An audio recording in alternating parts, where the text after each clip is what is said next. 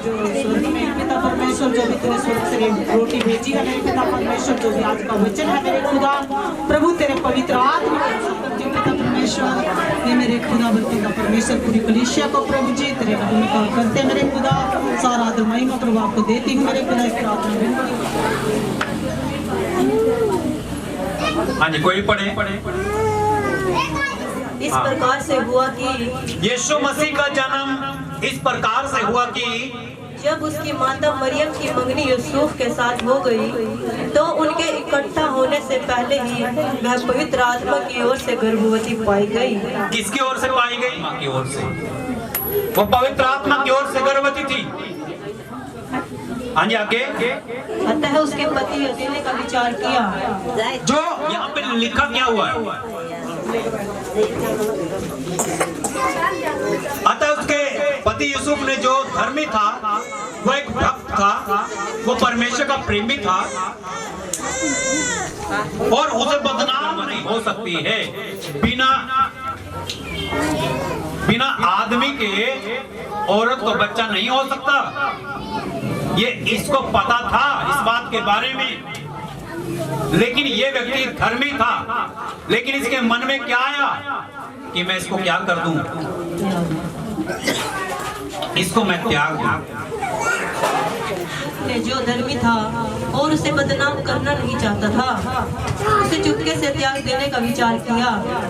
जब वह इन बातों के सोच ही में था तो प्रभु का स्वर्गदूत उसके स्वप्न में दिखाई देकर कहने लगा, हे यूसुफ दाऊद की संतान, तू अपने पत्नी मरियम को अपने यहाँ ले आने से मत डर, क्योंकि जो उसके गर्भ में है वह पवित्र आत्मा की ओर से है। हाँ, तो मत डर। हर एक व्यक्ति को डर लगता है, चाहे वो भक्त हो या ना भी। वो भी डरता था। यूसुफ डरता था किससे? उसकी बदनामी से और अपनी बदनामी से। इसलिए जब वो इसके मन में ये बात चली कि मैं अब क्या करूं, मैं इसको बदनाम नहीं कर सकता। वो भी सोच में था, वो विचार में था कि ऐसे कैसे गर्भवती हो सकती है एक औरत, और वो भी कुमारी। अगर हम इसका लूका में पढ़े तो वहां पे क्या कहता है? सरदूत मरियम के पास गया और उसने कहा, हे मरियम आनंद और जय तेरी, तुझ पर परमेश्वर का क्या हुआ? अनुग्रह हुआ। और ये अनुग्रह कैसे हुआ? यशायाह के टाइम में लोग चिन्ह मांगते थे, लोग प्रचार करते थे भविष्यवक्ता, परमेश्वर के दास, बड़े बड़े दास, तेरे सर को कुचलेगा और तू इसकी एड़ी को डसा करेगा। वो कहने लगी कि मैंने परमेश्वर की ओर से एक पुरुष पाया है। उसने कहा, परमेश्वर आने वाले दिनों में मुझसा एक भविष्यवक्ता तुम्हारे बीच में खड़ा करेगा और तुम उसकी सुनना और उसकी माना करना। वो सोचने लगे कि अब क्या होगा। बहुत सारे परमेश्वर के दास आते गए, वो सोचते गए ये है वो है, ये है जो हमें पापों से छुड़ाएगा, जो हमें राजा, जो हमें इस गुलामी से छुड़ाएगा। आप ही तुमको एक चिन्ह देगा। क्या देगा? सुनो, एक कुमारी गर्भवती होगी और पुत्र जनेगी और उसका नाम अम्मानुएल रखेगी। नजर आएगा। जब ऐसा हो जाए तो समझ लेना वही उद्धार करता होगा, वही उद्धार करता होगा। और यहाँ पे क्या कहता है नए नियम में? जब यूसुफ ये बात सोच रहा था कि मैं क्या करूं, उसको त्याग देने का विचार कर रहा था, लेकिन परमेश्वर का स्वर्गदूत उसके जीवन में आया, उसके सपने में आया और उसको बोलने लगा, ऐसा मत कर। क्यों कर? क्योंकि परमेश्वर की भविष्यवाणी और वो एक चिन्ह था जो यशायाह की पुस्तक में परमेश्वर ने बोला था अपने दास यशायाह के द्वारा कि तुम्हारे लिए एक चिन्ह होगा, एक कुमारी होगी, वो एक पुत्र जनेगी और उसका नाम इमानुएल रखा जाएगा, जिसका अर्थ है परमेश्वर हमारे साथ है। और ऐसा ही हुआ जब इन बातों के सोच में था, जब क्रूज पे चढ़ाया गया और राजा कहने लगा ये तुम्हारा राजा है। उसने कहा तूने कहा तो मैं हूं, मैं हूं।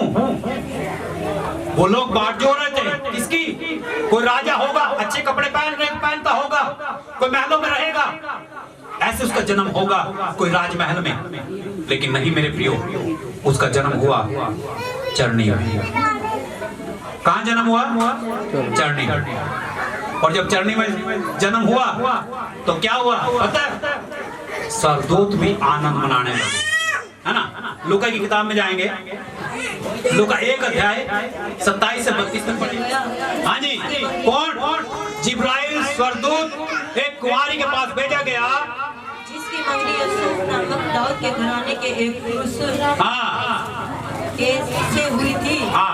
उस कुंवारी का नाम मरियम था।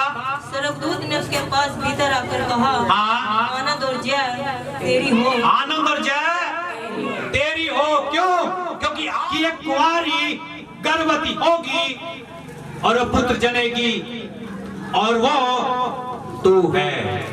इस पूरी दुनिया में से हे मरियम, परमेश्वर का अनुग्रह तुझ पर हुआ है।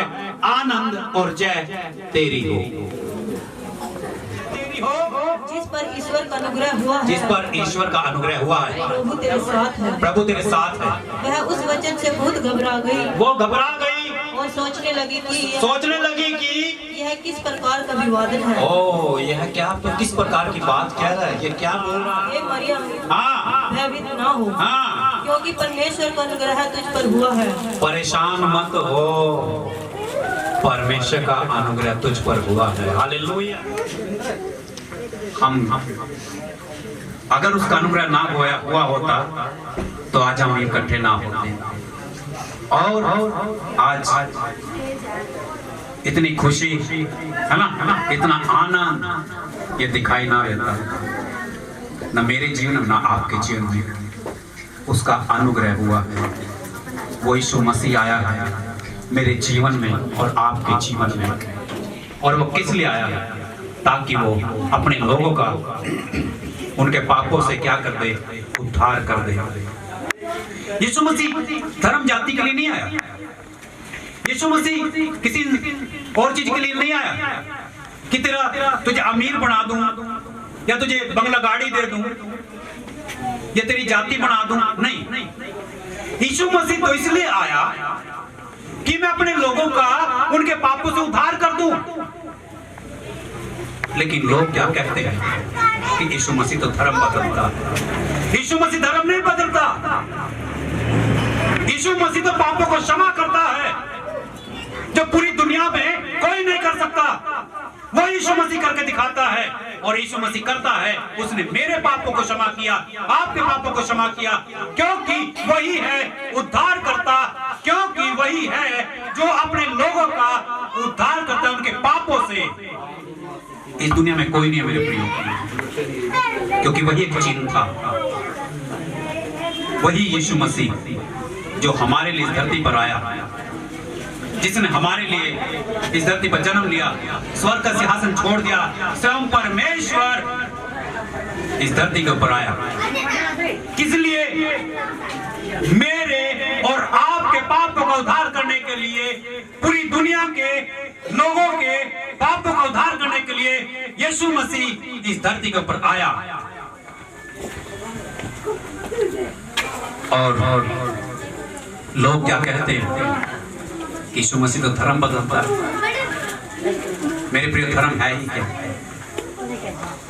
धर्म किसने बनाया? पुत्र उत्पन्न होगा, तेरा एक पुत्र उत्पन्न होगा, और तू उसका नाम यीशु रखना। तो उसका नाम क्या रखना? यीशु रखना।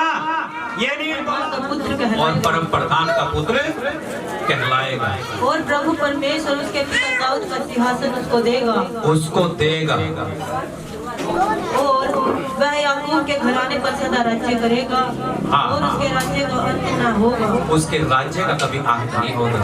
हम उस परमेश्वर की सेवा करते हैं, हम उस परमेश्वर के भक्त हैं जिसके राज्य का कभी अंत नहीं होगा, क्योंकि वो अनादि काल का परमेश्वर है, वो अनंत जीवन देने वाला परमेश्वर है।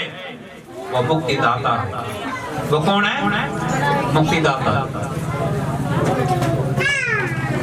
हाँ जी, पढ़ेंगे एक वचन और मैं पढ़ देता हूँ। जाति बदलने का नहीं, आनंद का। हाँ जी, किसका? आनंद का सुसमाचार, है ना? आनंद की खुशखबरी। हाँ जी, सब लोगों के लिए। लेकिन लोग क्या कहते हैं? सिर्फ ईसाइयों के लिए नहीं मेरे प्रियो। यीशु मसीह सबका है और पूरी दुनिया के लिए आया।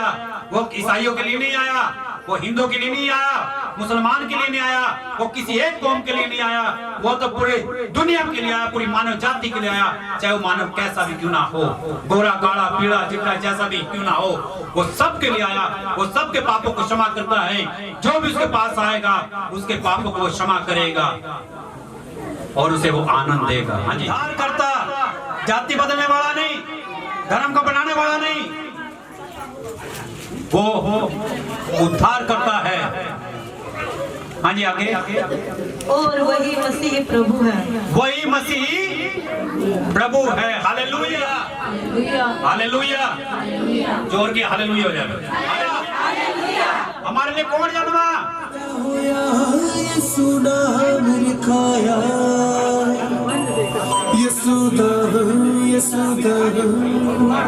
यसूदा हैप्पी बर्थडे बढ़िया चावल मनाया। यसूदा हैप्पी बर्थडे बढ़िया चावल मनाया। यसूदा हैप्पी बर्थडे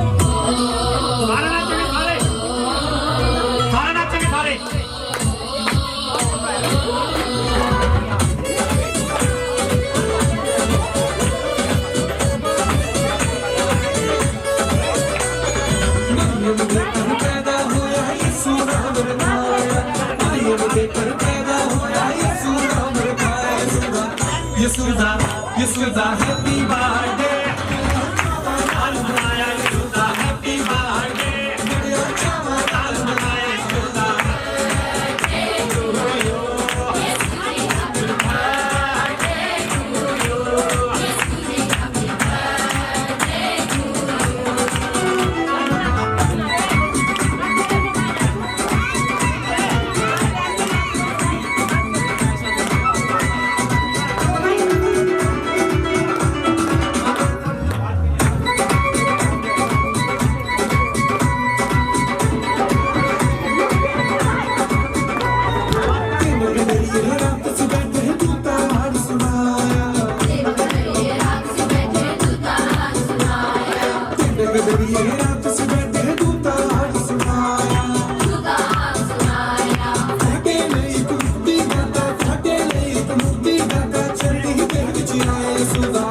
यसूदा Yasuda